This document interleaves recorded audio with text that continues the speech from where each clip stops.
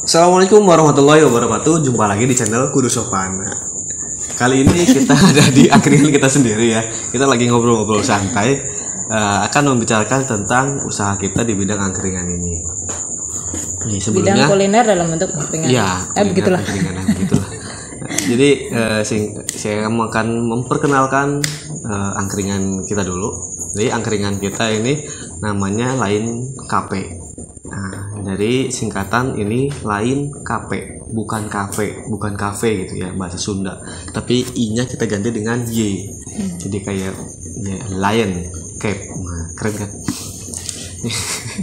Jadi awal ceritanya tuh dulu tahun 2016 sebelum kita menikah, Desember 2016 itu kita memikirkan usaha apa sih ya yang modal sedikit tapi cepet nikah gitu.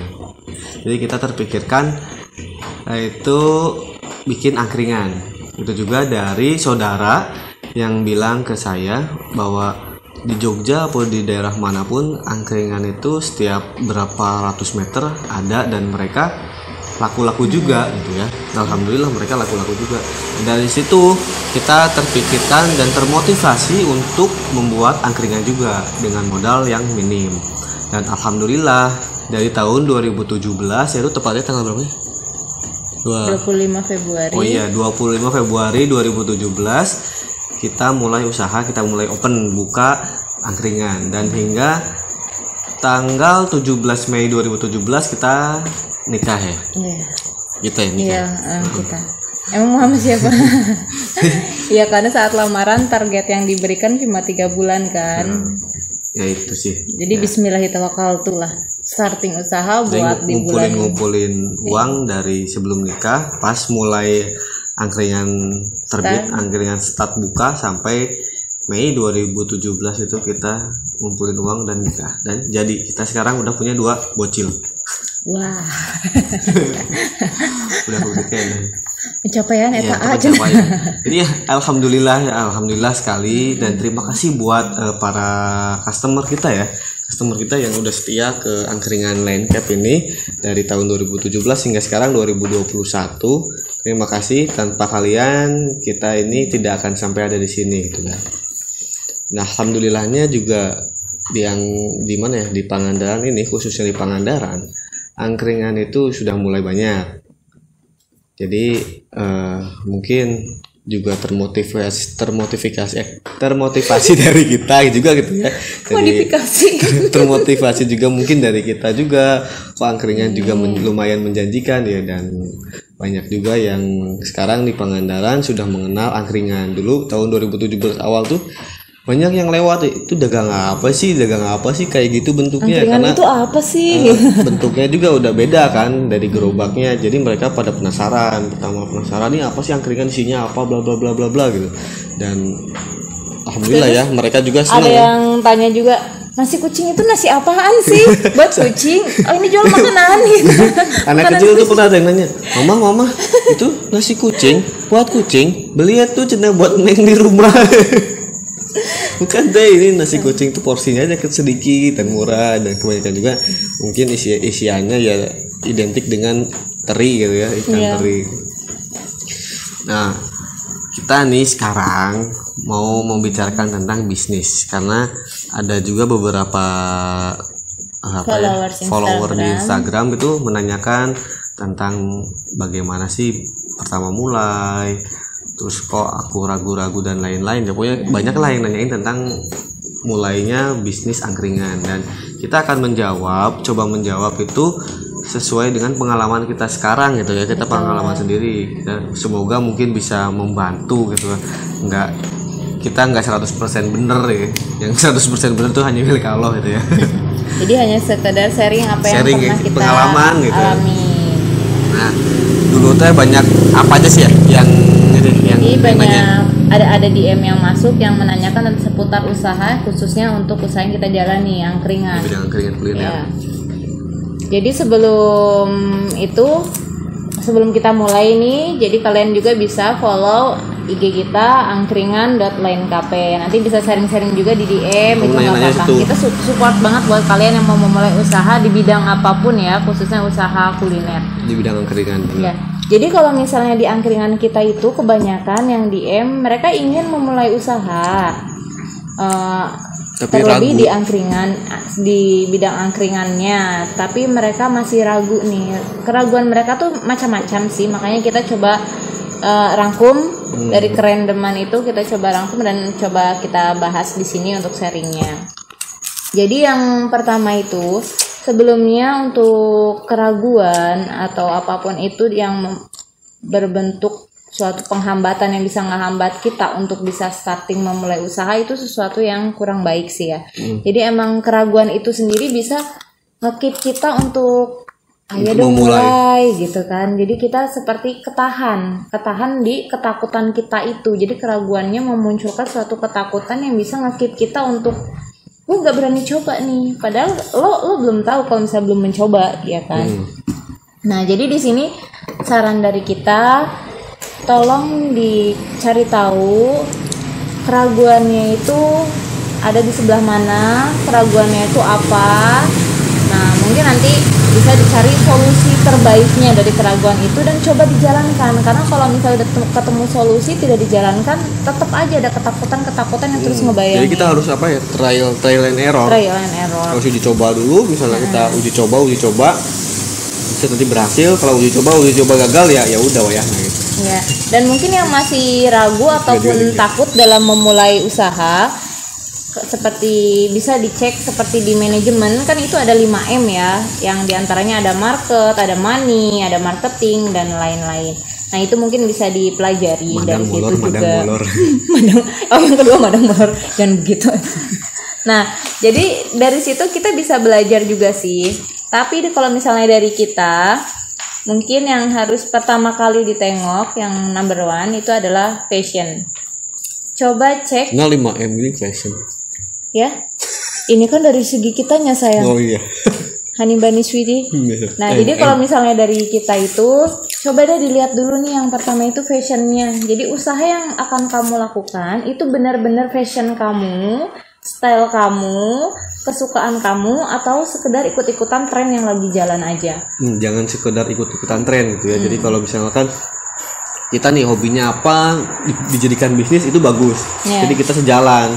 Seneng melaksanakannya, happy, nggak ada keterpaksaan atau tekanan dari wah trennya lagi kayak gini, ayo kita harus up trennya sesuai tren yang lagi jalan.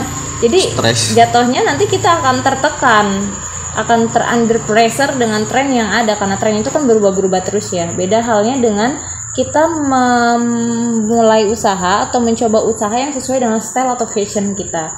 Kalau kita memulai yang sesuai fashion kita, itu kita jalankannya itu happy, senang, dan untuk mengembangkannya juga semangat jatuhnya gitu kan. Jadi contohnya kayak kita nih di angkringan. Di angkringan kita ini banyak yang nanyain tuh ya. Ada yang teman-teman juga, kenapa sih kok nggak ada kopi gitu ya, kopi yang bikin sendiri, yang racikan itu pakai alat-alat yang mahal tuh. Karena selain nggak punya modal juga, kalau khusus buat saya itu bukan fashionnya saya nggak suka kopi gitu ya, nggak seneng kopi. Dia cuma sukanya aku. Waduh, nggak juga. Oh beneran? Nggak suka. Ada yang lain? Nggak, cuma satu. Awas saja. jadi ya, apa namanya? Ya kalau misalkan bukan hobi, saya nggak suka sama kopi gitu ya, nggak terlalu suka sama kopi. Kita menjalankan kopi diadain gitu di sini, nanti kita bingung. Karena itu bukan style kita. Enggak kita ya, enggak style kita di situ juga. Nanti ilmunya kita kurang ilmu, walaupun bisa belajar ya, bisa belajar, tapi tetap aja akan itu nggak enak juga sih kalau buat saya. Kalau kecuali kalau emang kamu coffee lover gitu ya, kayak pencinta kopi banget, terus buka coffee shop itu bagus, mantap lah gitu. Nah, jadi seirama gitu. Kalau saya bingung gitu, dengan yang lain aja lah gitu. Nah selain dari fashion tadi yang pertama, kita juga harus tahu tentang targetnya. Yang kedua itu targetnya. Jadi target dari usaha kita itu siapa sih? Nah dari situ kita harus sudah tentuin nih untuk targetnya siapa. Karena dari target yang sudah ditentukan itu, kita bisa menentukan nih nanti dari tempat usaha kita itu stylenya akan dibawa ke arah mana sih. Kayak modelnya kita nih angkringan. Dekorasinya mungkin. Kayak kita nih angkringan kan banyak kan kayak AA bilang tadi, yang banyak kan pekerja malam. saya nih. Jadi kalau misalnya angkringan kan identiknya kayak yang pekerja malam, supir-supir ini itu. Nah, kita kan pinginnya itu angkringan itu kenapa kita bawa ke semi klasik modern menjadi lain kafe, kita inginnya dari kalangan remaja, muda-mudi, yang kakek nenek, sosialita, mbak-mbak, kakung itu di bisa sini. masuk kan. Kan kalau dulu di Jogja juga ya kayak tadi bilang, kebanyakan kalau dulu mah ya buat tukang ojek, tukang beca, pekerja malam, terus penjaga apa tuh namanya rumah sakit yang membutuhkan hangatnya jahe dan laparnya jahe. Oh iya, kok sesuatu ya. hangatnya jahe, terus nanti pingin makan cemilan gitu yang buat mengganjal perut di malam hari. Nah itu biasanya dulu kayak gitu. Cuma seiringnya waktu di Jogja juga sekarang udah banyak gitu yang ke semi kafe kita kayak kita, dan kita juga mengikuti mereka juga. Coba kita akan membuat terinspirasi dari mereka juga angkringan dibuat semi kafe kayak gitu, buat menarik semua kalangan. Jadi yang muda, tua, ini aki-aki juga jadi ada kalau gitu. ketika kalian sudah menentukan targetnya, kalian bisa dekorasi tempat usaha kalian sesuai style yang mau kalian usung. Jadi kayak modelnya kita nih, nanti dikasih lihat ya ininya landscape itu kayak gimana, nanti ada di videonya. Jadi kayak kita ini ya kita usung tema-tema yang memang bisa aman untuk semua kalangan nongkrong di sini, baik sekedar ngopi, entah makan ataupun ngobrol, curhat, nangis-nangis, galau, bisa semuanya di sini gitu. Jadi ya tema kita seperti ini. Terus yang ketiga nih, kita juga harus tentukan tempatnya. Tadi kan dekorasi tempat udah bagus lah, oke lah, kita sudah sesuaikan dengan target tujuan kita. Tapi lokasi tempatnya, jadi perhatikan lokasi tempatnya, karena kadang kayak kita lah, pengalaman kita juga, kita pernah bikin landscape 2 ya, tapi lokasi tempatnya kita tidak terfikirkan secara matang, jadi hasilnya cuman jong. hanya beberapa Poin aja yang kita tangkap. Misalkan ini dekat rumah sakit nih, ini dekat kampus, dekat kampus nih apa gitu ya, dan ternyata di malam hari kita buka di situ sepi. Ya cuman apalagi situ ramai orang, ternyata itu cuma siang doang, pas malam blank. Tapi itu nggak apa-apa, karena apa? Kita coba trial and error. Jadi dari situ kita belajar kan, banyak opsi yang diajarkan. Lumayan rugi tapi bismillah, insya Allah itu tergantikan. Ya terus yang keempat, selain penentuan tepat, itu barulah marketingnya. Gimana sih cara kita marketing? Kalau tadi yang poin pertama itu kita tentukan usaha sesuai fashion kita, jangan mengikuti tren. Tapi kalau misalnya untuk marketing, kita harus bener-bener teliti sama tren yang lagi berlangsung saat ini. Sekarang lagi boomingnya apa sih? Sekarang lagi stylenya apa sih? Masuknya kemana sih? TikTok ya? Suka tengok nih. Nah, jadi kita harus benar-benar cakap dalam melihat tren yang lagi berlangsung untuk segi marketing, karena itu bisa membantu. Jadi kalau di poin marketing itu benar-benar harus lihat tren yang lagi berjalan. Nah terus yang terakhir adalah dana. Untuk masalah pendanaan, kebanyakan memang untuk memulai usaha itu terbentur dengan dana. Kita juga sama. Saya juga dulu juga sama, terbentur sama dana. Cuman alhamdulillahnya kita dibantu. Nah, kita juga menyarankan dibantu sama Yang Maha Kuasa. Kuasa pasti. Dua orang tua. Amin. Nah, jadi kalau soal pendanaan itu, kalau menurut saya kan mungkin bisa ada solusi ya. Yang pertama, misalnya kita nggak punya sama sekali dana, kita bisa pertama yaitu pinjam. Nah, pinjam ini juga ada bagi banyak hal juga ya. Pinjam hal yang kalau buat kita sendiri ya, yang bagus itu pinjam yang pertama, kita pinjam ke yang tidak berbunga, tidak mengandung riba itu istilahnya, karena akan berdampak ke depannya gitu. Sengsara, dosa iya, kalau buat kita di Islam dosa iya gitu kan. Rezeki tentu barokah lah istilah nama gitu kalau kita memulai usaha dengan riba gitu. Nah, yang pertama kan pinjam, yaitu kalau saran kita pinjam yang tanpa bunga adalah ke teman ataupun saudara, orang tua juga boleh pinjam. Cuman satu hal, yaitu kita harus tanggung jawab. Jadi alangkah lebih baiknya jika memulai suatu usaha atau memulai hal-hal yang baik, please starting dengan hal yang baik juga. Jadi untuk memulai usaha, tolonglah hindari yang namanya hutang dan riba. Karena kan usaha kita lillah ta'ala ya untuk mencari rezeki. Nah, dengan kita mengawalinya dengan hal yang negatif yang tidak disukai oleh pemilik rezeki, gimana kita coba nariknya? Jadi kita gimana ya? Coba untuk jugalah merayu pemilik rezeki untuk usaha kita itu bisa didukung. Karena ketika misalnya Allah udah dukung kita, orang lain nggak dukung juga nggak terpengaruh sih. Jadi kita punya daya dukung yang lebih besar gitu. Kita selalu mencoba untuk melakukan hal-hal yang starting yang baik lah dan melaksanakan usahanya, nikmati prosesnya dan juga dengan hal-hal yang positif. Kita balik lagi ke pendanaan. Pendanaan yang pertama tadi yang minjem tanpa bank. Iya. Nah, tanpa bunga bukan tanpa bank. Tapi harus didasari dengan tanggung jawab. Tanggung jawabnya gimana? Tanggung jawabnya itu ketika kita mempunyai utang ke seseorang, ke teman, kita harus berani bertanggung jawab untuk membayarnya. Jadi karena kebanyakan kita lebih takut ke bank untuk membayar karena ada bunganya itu mungkin ya. Kita bayar getol itu istilahnya, rajin buat bayar utangnya. Nanti sementara ketika kita meminjam uang ke teman atau ke saudara, kita jadi leha-leha karena nggak ada bunganya itu. Dia leha-leha mungkin terus teman harus punya debt collector kali. Ya nggak juga lah. Karena prinsip saya kalau misalnya kita pinjam ke teman itu akan lebih termotivasi untuk membayar. Karena takut nanti kalau misalkan teman kita tersakiti kan doa yang orang tersakiti itu lebih mujarab gitu. Tersakiti ya Allah saya sing kualat bubar orangnya. Dan lebih takut juga merusak silaturahmi. Jalinan teman itu jadi agak renggang. Gara-gara cuman minjem uang 20.000 cuma masalah uang coy. Dibayar 20 tahun. Itu mah sih emang mending nggak temenan. jangan temenan sama gue deh gitu kan. Jadi untuk masalah dana atau uang jika memang berkaitan dengan pinjam meminjam itu emang krusial banget sih ya. Jadi alangkah lebih baiknya jika bisa diminimalisir, bisa untuk dihindari tanpa bunga, tanpa pinjam juga harusnya. Nah, yang kedua itu adalah kerjasama.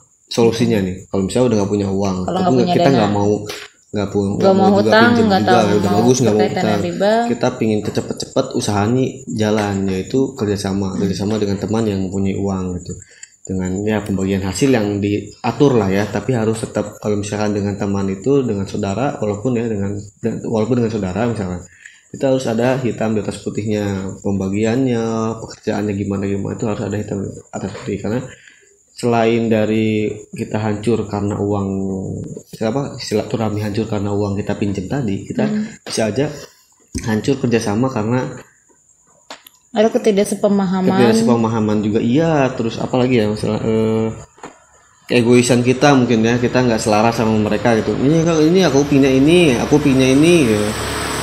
Jadi pecah, jadi usahanya bablas dan bubar. Dan untuk kerjasama juga, pastikan orang yang kita ajak kerjasama itu memang memiliki passion di bidang usaha tersebut. Jangan sampai kita mau mulai usahanya cepat-cepat, oh ini ada teman yang mau kerjasama sama kita karena dia mempunyai modal yang banyak nih. Tapi dia tidak punya passion untuk di usaha yang akan kita jalankan. Ya udahlah nggak apa-apa, yang penting punya modalnya. Nah jangan, karena apa? Nanti dia bukannya tidak akan ya, jadi kurang dalam memberikan input dalam usaha yang dijalankan karena dia nggak punya passion itu. Jadi nggak nyambung. Takutnya nanti malah bentrok. Takutnya nanti kita capek, dia cuma ngasih modal ini ada gerendeng-gerendeng di belakang, ngomongin di hati, buyar jadinya. Jadi harus cari yang memang satu frekuensi, memang satu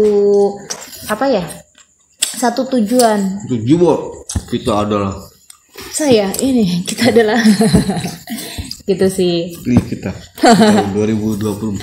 Nah, jadi buat teman-teman juga nanti yang mau sharing-sharing informasi atau apapun, bukan dalam artian kita tahu segalanya, cuma kita sharing untuk hal-hal yang kita pernah. Karena kita juga kan banyak nih di angkringan Instagram angkringan orang lain di kota-kota lain gitu. Kita saling follow, sharing juga. Jadi ketika main ke kotanya kita mampir mereka gitu. Mampir juga. Tapi kita belum pernah mampir kali. Kita belum pernah OTW. Kita nggak pernah kemana-mana cuy. PPKM. Selama corona launching. Kita nggak pernah kemana-mana. Hingga corona booming. Banyak Gumpat udah diem di sini. Tapi tetap walaupun nggak ketemu silaturahmi bisa lewat apapun. Lewat Instagram, say hello, komen-komenan gitu, like-nya, like. Ya, sharing-sharing menu. Konten-konten mereka gitu. Menu juga dan cuman itu aja sih ya. Ada lagi nggak? Ngobrolin. Dari aku sih itu aja sih. Jadi nanti untuk saat ini kita pembahasannya memang dalam bidang apa sih yang membuat kalian ragu gitu kan. Kalau kalian bisa ngelihat kita bisa, kenapa kalian enggak gitu. Karena setiap orang itu memang diberikan kemampuan yang berbeda-beda.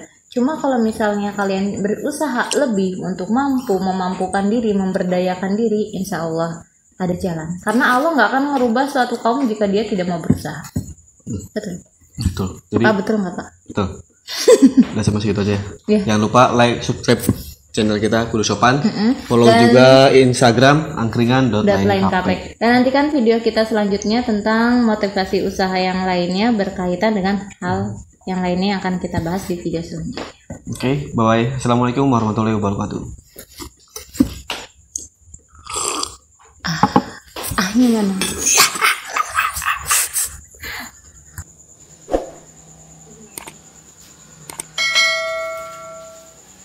Kayak bisa nggak